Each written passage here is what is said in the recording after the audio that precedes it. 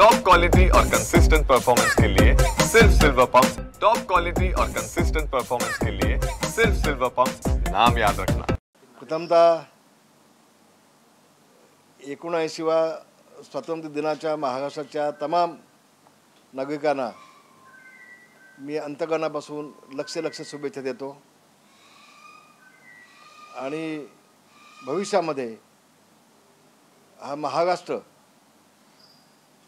या हिमालयाच्या पाठीशी खंबीरपणे उभा राहील अशी अपेक्षा देखील व्यक्त करतो आहे। धन्यवाद। हिमालयामध्ये काश्मीरकडे जाऊन तुमच्या पक्षाकडून रक्तदान शिबिर राबवलं होतं चंद्रहार पाटलांनी। मला वाटतं संजय राऊत साहेबांना एवढी काळजी झालेली आहे की त्यांना सगळ्या ठिकाणी एकनाथ शिंदेच दिसतो। चंद्रहार पाटील एक पैलवान ज्यांनी महाराष्ट्राचं नाव संबंध देशामध्ये मोठं केलं, त्यांनी 1200 पैलवान घेऊन एकनाथ शिंदे आणि उदय सामंत या दोघांच्या नेतृत्वाखाली काश्मीरला जाऊन, वैशिष्ट्य काय दिल्ली नाही, काश्मीरला जाऊन त्यांनी जवानांसाठी रक्तदान केलं, एक शिबिर घेतलं, 1000 बॉटल त्यांनी दिल्या। संबंध जगाला अभिमान वाटेल, देशाला तर वाटेलच पण संबंध जगाला अभिमान वाटेल इतकं मोठं काम एकनाथ शिंदेंच्या नेतृत्वाखाली केलं। असं असताना आपल्या मालकाच्या सांगण्यावरनं नाईलाजानं कदाचित संजय राऊत साहेब बोलले असतील, गद्दार कोण? हे महाराष्ट्राने शिक्कामोर्तब केलंय। ज्यांनी बाळासाहेबांची शिवसेना सोनिया गांधींच्या पायाशी नेऊन घाण ठेवली ते गद्दार आहेत। एकनाथ शिंदे स्वाभिमानी आहेत आणि या स्वाभिमानी शिवसैनिकांनी देशाच्या रक्षणासाठी सीमेवरती जवान लढतायत त्यांच्यासाठी जाऊन रक्तदान केलंय। महाराष्ट्राला अभिमान वाटावा अशी बाब आहे, पण यांची सगळी उलटी गंगा वाहते आमच्या संजय राऊत साहेबांची। मला वाटतं महाराष्ट्र तर हसेल, एक तर संजय राऊत साहेबांना कोणीही गांभीर्याने घेत नाही आणि अशी वक्तव्य केली तर रामदास कदम सोडा, एकनाथ शिंदे सोडा, समजा देश त्यांचा निषेध करेल। हा जवानांचा अपमान आहे, हा एकनाथ शिंदेचा अपमान नाही आहे।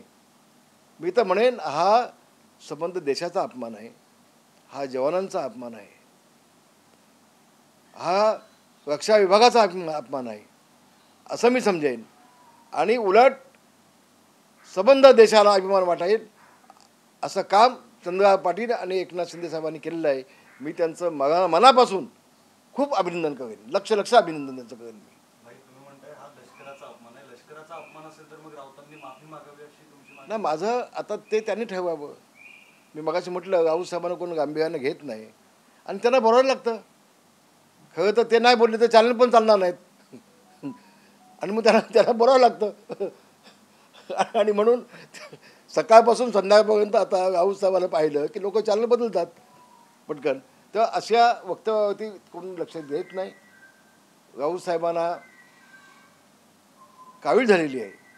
जसं संताजी धनाजी मुघलांच्या घोड्याला पाण्यावर दिसायचे, तसं राऊत साहेबांना जली स्थळी काष्टी पाषाणी रात्री झोपे स्वप्नामध्ये एकनाथ शिंदे दिसतात। त्याला काय करणार आता आपण? इतकी भीती वाटली त्याला त्यांची। धन्यवाद। जय महाराष्ट्र। नाही, चुकीचं आहे, हे निषेधार्थ आहे, हे चुकीचं आहे, हा देशाचा अपमान आहे, हा जवानांचा अपमान आहे। हा जे 1200 इथून आपले मल्ल गेले, चंद्रहार पाटील सारखा माणूस तिथे सगळ्या टीमला घेऊन गेला, त्या सगळ्यांचा अपमान आहे, फक्त एकनाथ शिंदेच नाही।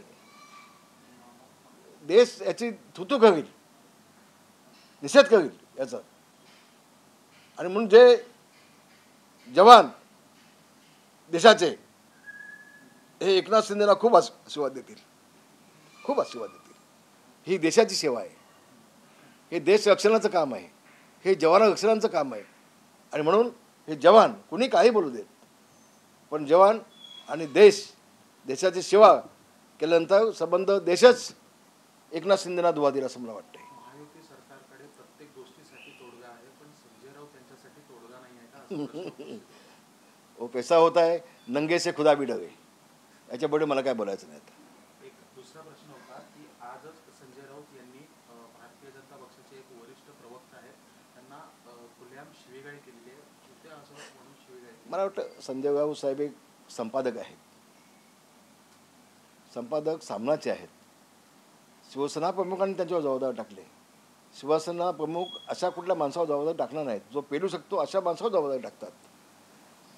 राऊत साहेबांनी देखील भान ठेवलं पाहिजे की शिवसेना प्रमुखांनी दिलेलं काम आपण पाहत आहे, तेव्हा आपण कोणाला काय बोलतो आहे, कोणाला काय शिव्या घालतो आहे, ही आपल्या महाराष्ट्राची संस्कृती आहे का, ही पत्रकारिता आहे का, याचं भान मात्र निश्चितपणे त्यांनी ठेवलं पाहिजे असं मला वाटतं. मला याच्यावरती जास्त अधिक बोलायचं नाही. त्यांनी एक मोठा दावा केला आहे की महानगरपालिका ठाकरे आणि मनसे एकत्र लढणार आहेत आणि जिंकणार. दिवसा स्वप्न पाहिल्याबद्दल त्यांना खूप शुभेच्छा. असे स्वप्न बघत बसावे त्यांनी. भाई आणखी एक प्रश्न असा म्हणजे आता एक नवा वाद सुरू आहे भास्कर जाधव विरुद्ध ब्राह्मण समाज, ब्राह्मण मराठा असा वाद सुरू आहे. तुम्हाला मी खरं सांगू, भास्कर जाधवचं त्यांनी हॉस्पिटलला ॲडमिट झालं पाहिजे. चांगल्या डॉक्टरची त्यांना आवश्यकता आहे. कारण मागच्या निवडणुकीला देखील भास्करच्या वंचित समाजाचे अनेक बौद्ध समाजाचे पुढारी हे रस्त्यावरती उतरले होते. मुंडन करून घेतलं होतं भास्कर जाधवच्या विरोधामध्ये. एका बाजूला बौद्ध समाजाला काही बोलायचं, दुसऱ्या बाजूला ब्राह्मण समाजाला काही बोलायचं, मुस्लिम समाजाचा देखील अपमान करायचा. हे सातत्यानं भास्करकडनं चाललं आहे आणि मग ते डोक्यात गेली हवा आणि त्याचे पाय आता ठिकाणावर नाही आहेत.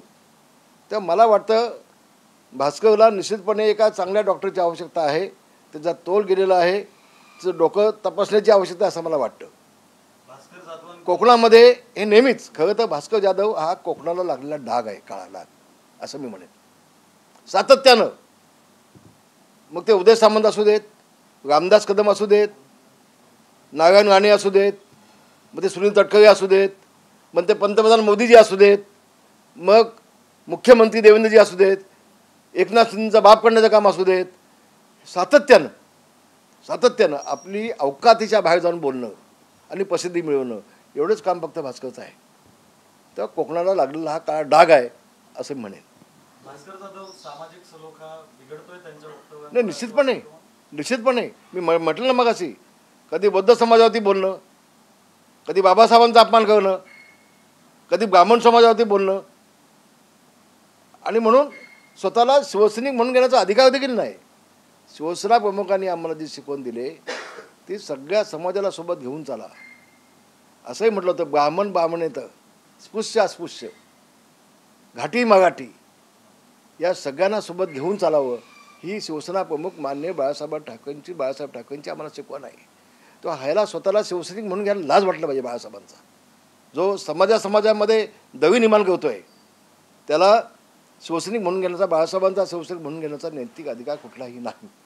ते असं म्हणतात की मी ब्राह्मण समाजाला काहीच बोललो नाही, भाजप ब्राह्मण समाजाला भडकवते, भाजपवर आता ते आरोप करतात या सगळ्या प्रकरणात. त्याच्यावरती कोणी विश्वास ठेवेल का? भास्करवरती 100 मूल देखील विश्वास ठेवणार. आता मला सांगा, भास्कर निवडून किती मतांनी आला?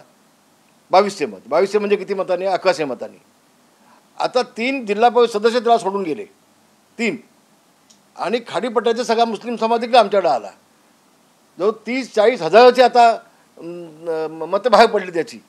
उद्याच्या पंचायत समितीत, जिल्हा परिषदला त्याची अवकाश त्याला कळेल आणि म्हणून त्याचं डोकं आता फिरलेलं आहे. त्यासोबत काय झालेलं नाही. खरं तर मी बाहेर पडलो असतो ना त्या मतदारसंघामध्ये, तेव्हाच त्याचा निकाल लागला असता. हे वास्तव आहे. पण आता सगळी लोक आपल्याला सोडून जात आहेत म्हणून काही बोलायचं, हा एकमेक कार्यक्रम सध्या भास्कर जाधव चालला आहे. भास्कर जाधव कोकणामधलं जे ऐक्य आमचं आहे ते बिघडवण्याचं काम करतोय, त्याचा मी जाहीर निषेध करतोय, धिक्कार करतोय त्याचा. आज अनेक महानगरपालिकांनी मटण चिकनवर बंदी घातली होती, त्याच्या विरोधात मला कळत नाही हो, मला कळत नाही. राज ठाकरे बोलले त्याला मी पाठिंबा देतोय, कळतं. आता आमच्या पक्षाची भूमिका मला माहिती नाही, पण कोणी माणूस कुठल्याही सणाला कुणी काय खावं हे ठरवू शकत नाही, हा निर्णय घेऊ शकत नाही. लोकशाही आहे, आम्हाला सगळ्यांना स्वातंत्र्य आहे. कुणी काय खावं कुणी काय खाऊ नये याच्यावरती बंधन कोणीही टाकू शकत नाही. ही लोकशाही नाही. आणि म्हणून मला माहीत नाही कुणी हा निर्णय घेतला आहे. तो जैन समाजाचे लोक नाही खात, त्यांनी खाऊ नये.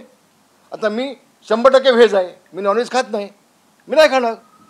पण माझी मिसेस जर खाणं असेल तर तिला मी काढवीन. तेव्हा हा लोकशाहीचा विषय आहे. हा कोणाच्या यांनी जैन समाजाला नको, अमक्या समाजाला नको, तमक्या समाजाला नको म्हणून महाराष्ट्राभोवती असा कोणीही अतिरेकी निर्णय लादूच शकत नाही असं माझं प्रामाणिक मत आहे. भाई, तुम्ही आता जैन समाजाचा उल्लेख केला म्हणून मागच्या काही दिवसांपासून कबुतरांचा विषय फार मुंबईमध्ये गाजतोय.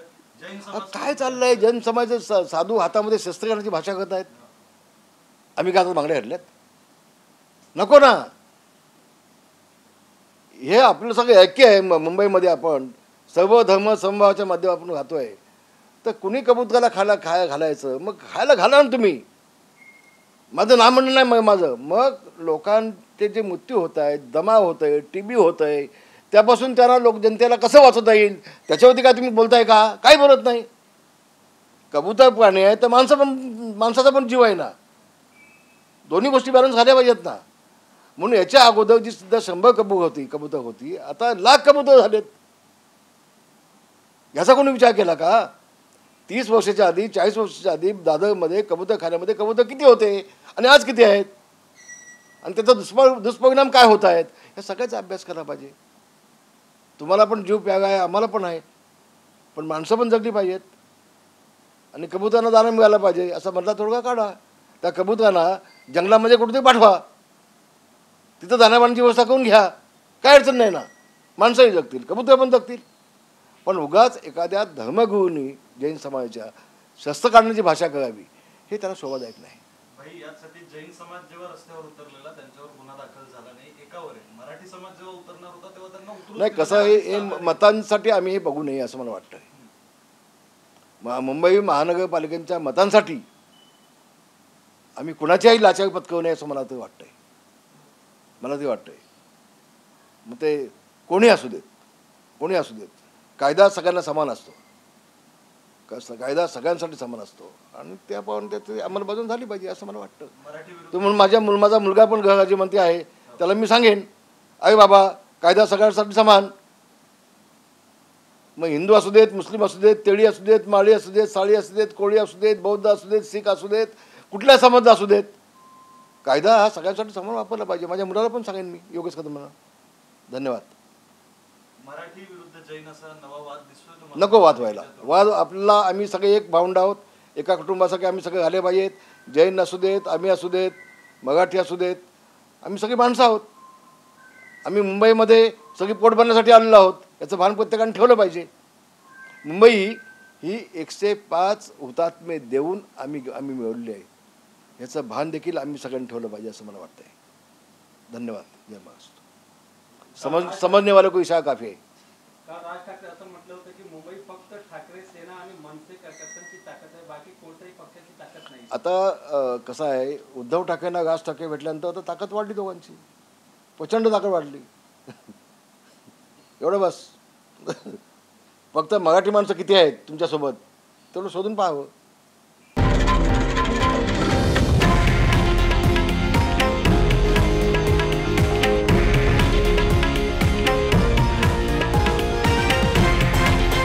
हे आहे देशातील नंबर 1 न्यूज नेटवर्क आणि आपण पाहत आहात TV9 मराठी, एकमेव.